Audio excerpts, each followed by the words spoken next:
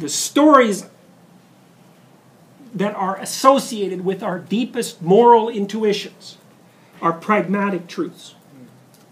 And that you need pragmatic truths and you need objective truths. And you need pragmatic truths because you don't just need to know what the world's made of.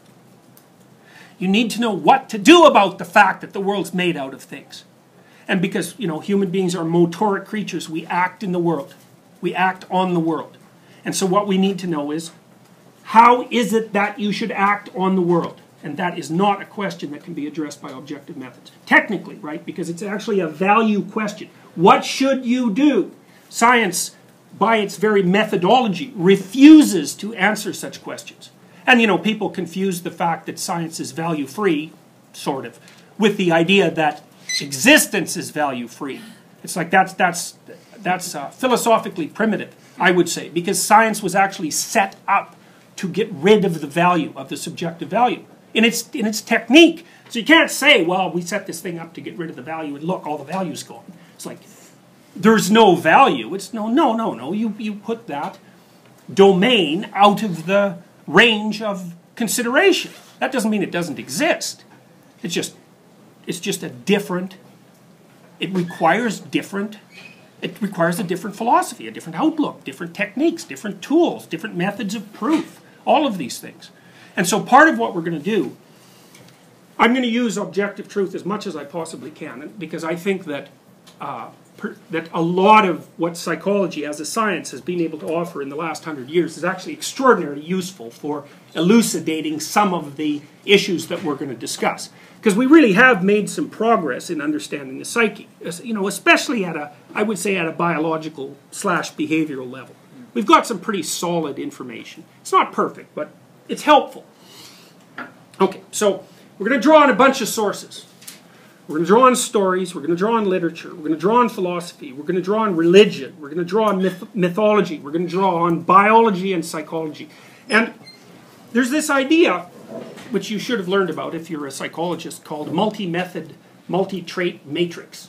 So, and this was invented by a guy back in the 1950s. I think it was Meehl and Cronbach, it's a famous paper that was published in the 50s. Everyone is supposed to know it. No one ever pays any attention to it. But what they were interested in was, how do you know if, when you say that something exists, like let's say anger, does anger exist? Well, the answer seems self-evident, yes. Well, it's tricky, you know, because generally no one comes up to you and says anger. You know, they tell you a little story where they use words relating to anger in the story, and then you sort of derive what they mean by angry from the context. And the context is important in defining the reality, right? So you don't know if the central idea, anger, can be pulled out of the context, and then you can say, well, that's a thing, like iron is a thing, or like mercury is a thing. You know, because maybe it's not. Maybe it's a pattern, or maybe it's something that's a convention, or, you know, there may be all sorts of things that are associated with it. So one of Cronbach and Meehl's fundamental claims was that in order to determine whether or not something existed, you had to be able to detect it using different methods. Now, it's tricky because it's not obvious what constitutes a different method, right? So you kind of have to make a judgment. But I would say you use a multi-method, multi-trait means of determining what's true with your senses. How many do you have? 6. Because you have proprioception, right? Why? Why? Well, let's say 5 for the sake of simplicity. Why? Why not 1? To increase the likelihood of it being true. You could see something but not be able to touch it. That might be a mirage, maybe, or right. Yeah. So you want multiple reasons for it to be pointing to the probability of it might be. Yes. true. Well, that's exactly it, and you want it to be. So the sense idea is a really good one, because you can see that senses use different modalities, right? It's like, obviously the eyes rely on electromagnetic radiation, and the ears rely on vibrations in the air, and touch is really an atomic phenomenon in some sense, you know, because you're feeling the outer surfaces of electrons with your electron surfaces, and there's taste, which is, again, a molecular level phenomena, and smell, and, you know, so our idea kind of is, if all 5 of those things detect it, it's sufficiently real so that we can use it to guide our action and we won't be wrong. So it's 5 dimensions. You need a 5-dimensional analysis. And that's evolved. So you might say, well, you know, let's call that a good estimate. You need 5 ways of detecting something before you can be sure it's true. Now, you know, when you're learning about experimental psychology, they tell you P is less than 0.05, right? You use a measurement and then you determine whether the probability that has manifested itself exceeds a certain level of chance. And if it does, then the thing exists. But that's actually not right. It's not right for experimental psychology, and experimental psychologists have known it since the late 50s. You have to demonstrate that the damn thing exists multiple different ways.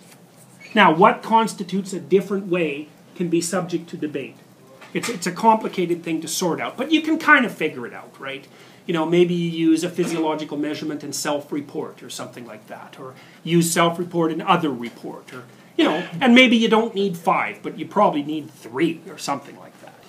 A very common response from the students I've had in these courses is that I never tell anyone anything they don't already know. So, and I think the reason for that is and I'm hoping the reason is that what I'm outlining are archetypal structures. You know, and I've drawn a lot of my work from Jung, who was very interested in archetypal structures. And so what should happen, and I think it will happen, is when I tell you a story, you'll think, oh yeah, right, that's what that means. And I see, and here's all the things that it explains. And so you'll have this sense, and that's you talked about your friend with the spiritual awakening. Often, one of the cognitive phenomena that accompanies a spiritual awakening is the connection of many, many diverse phenomena into a overarching unity.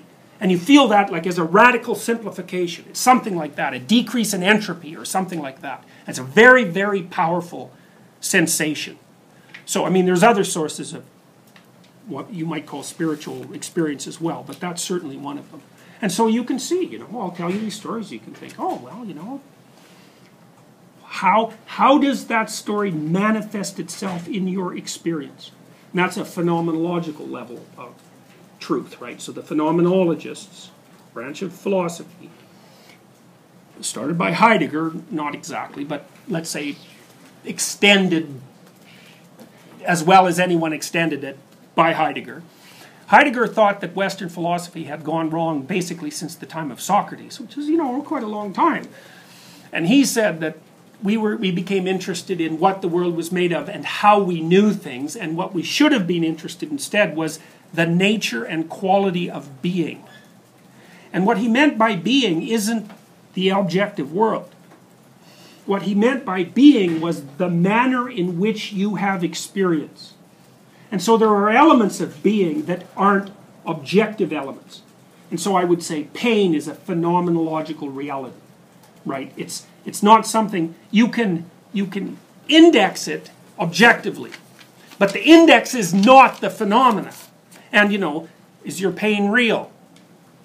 See, this is a question for people who think there's no such thing as meaning.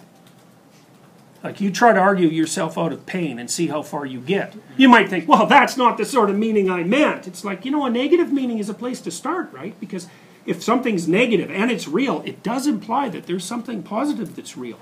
It might be harder to get a hold of. At least it's not pain, you know. So, but pain, Descartes, and I'll close with this, you guys can have a break. Descartes implemented a method he called radical doubt when he went on his philosophical journey. And what Descartes looked for was one thing he couldn't doubt, because he was probably clinically depressed, and he was just doubting everything. It's like, well, how do I know the world isn't just a mirage made by an evil demon to obfuscate reality from me? Well, his conclusion was the one thing that he could not dispute was that he was and could think. Now, I don't think Descartes really meant what we meant by think. I think he meant more what we would mean by experience. Because thought has become a much more narrowly defined term since the time of Descartes. So I don't think he meant I think, therefore I am. I think he meant something like I experience. I have experience, therefore I am. But regardless of that, modern people think about it as thought. Heidegger was different. Heidegger basically said, the one thing you can't dispute is that experience is your experience. It exists. You can't, it's almost by definition, right? It's like the definition of exist. And then he was interested in what the fundamental elements of existence were. And they're not atoms, like, you know, like the fundamental elements of the objective world. They're more things like pain. And for me, that was the thing that stopped me from doubting. It's like, I cannot doubt the existence of pain. It seems real. And I might say it seems more real than anything else. Now, you might say you don't believe that, but I would say, I don't care what you think you believe. I'll watch you when you're in pain. And every single one of your actions will indicate that you believe in it. And not only that, that you can't not believe in it. Right? It's there, and it's there so much that, well, that's a meaning. And so that it's in that way that Heidegger, at least in part, thought of existence as, or experience as, composed of meanings. And so part of the reason that this course is called Maps of Meaning is because one of the things we're going to look at is the structure of meaning. And we're going to start with negative meaning because, from my perspective, it's, look, you can doubt whether or not good exists. But once I'm done telling you about the things I know about human history, there won't be a single person in this room who thinks that evil doesn't exist. And you might think that's a bloody horrible thing to learn, but it's not. It's unbelievably useful because once you can establish something that you cannot deny, then you can move from that. And I think you can hypothesize that if you're capable of detecting radical evil, I'll tell you about Unit 731 at some point, or you can look them up yourself. I wouldn't recommend it, by the way. Once you can identify radical evil, and you think, well, that's just, beyond a doubt, that's reprehensible. There's no justification for that whatsoever, no matter what, whenever.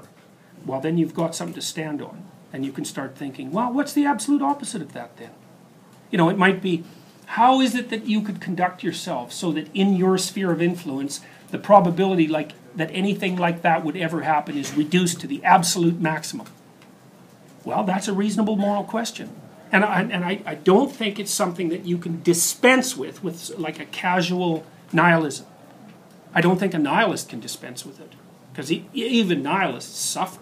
Thank God for that. You know, it's their only source of potential salvation. Sometimes they notice it. Oh, I'm suffering about all this nihilism. Maybe that indicates that there's something flawed in it. It's always possible.